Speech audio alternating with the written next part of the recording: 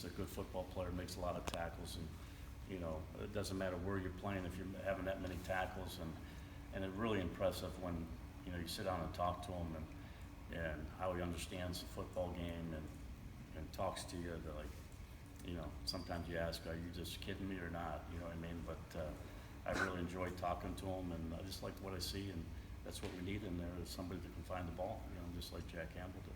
The 10 lethargic practices, or whatever you want to describe them as, is that a concern to you, or is that maybe a product of losing Campbell, Moss, some of those Well, leaders? there's definitely a lot of experience and leadership that we lost there. So, some of the guys have to do it with, besides just Jay giving all the juice and the energy and the leadership, it has to come from some other guys, and especially when you had Noah Shannon out, you had Logan Lee out, you had Joe Evans out. Like, who's the guys on the field that are actually doing it? And I think that comes with time, and I think it's growing, and they're getting better at it, but they're not where they need to be.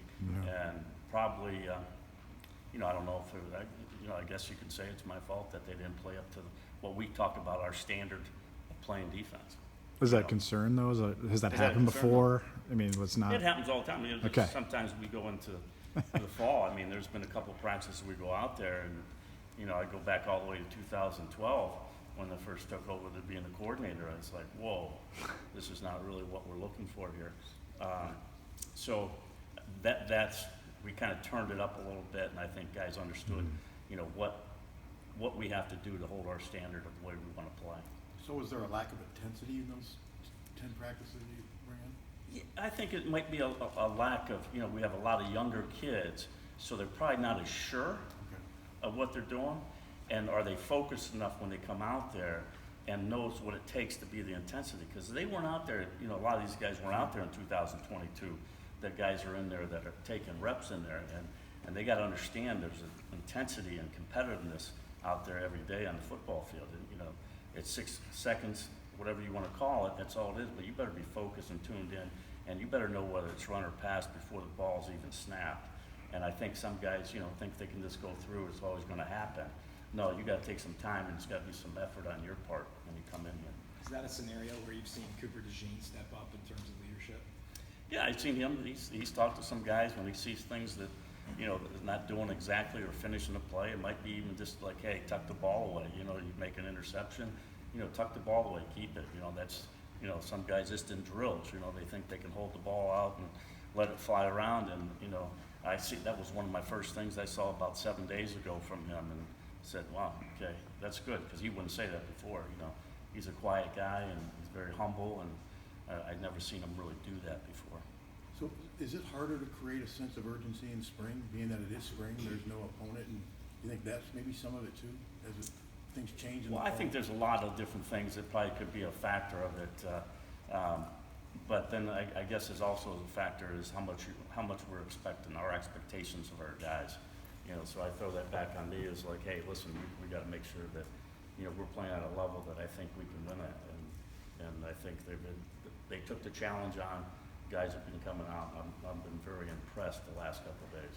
Phil, you talked about in your opening statement that the defensive line unit just very, very deep right now. You feel really good about it. You have a lot of guys that feel like they can contribute. How difficult is it going to be to keep those guys happy as far as rotation? I guess just from your vantage point, how do you kind of manage that? Well, the one thing about it is the thing with the up front guys, the 4 guys that are playing and the next 4 over there, them guys are pounding every snap. Okay, every time they're taking collisions. The fresher you can keep those guys, the better they're going to play. And I'll go back to Van Ness. I mean, okay, Joe Evans was a guy over there, but I think Van Ness played just as much. So it really didn't matter like who started the game. I mean, that's not a big factor. And you see how it affected our team when we can rotate so many guys in. You can be fresher and be more efficient when you're out there playing. When you look at Deontay Craig, he had about 100 fewer snaps than Joe or Lucas, and yet his splash plays were about the same level, sacks. He had some blocked punts, that type of thing.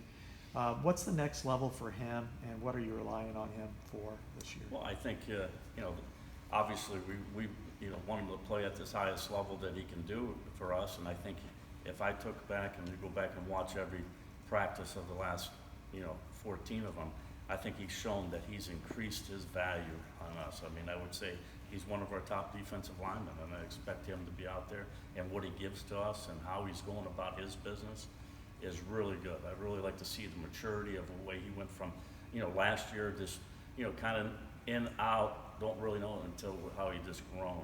And right now, he's very confident when he goes on the field. One of the things that the defensive backs mentioned last week was the competition you guys have going on with like turnovers, picks. Is that one of those things you use in the spring to kind of get the juice going a little bit more? No, I think we use that for, we've been doing that for like 2015, I think we started doing it, this scoop and score. And if you get a pick, you got to take it all the way back. If you want points, we have like a point system. For every interception, you get so many points. For every touchdown, you get so many points. For every scoop ball that's on the ground. Because it happened, one of the Neiman's kids who came over picked up the ball one time when the ball was thrown, didn't really know if it was incomplete or not. He picked it up, and they said it was incomplete, and then all of a sudden, it wasn't. It was a fumble. So we actually got the ball. I don't think it was maybe Iowa State or something like that. They gave us the ball. So we were doing that, and then all of a sudden, I think there's one year that we dropped off, and then we could see we went down. We dropped from turnover margin and points being scored, really dropped. And then we kicked it back into this, thing of keeping score again.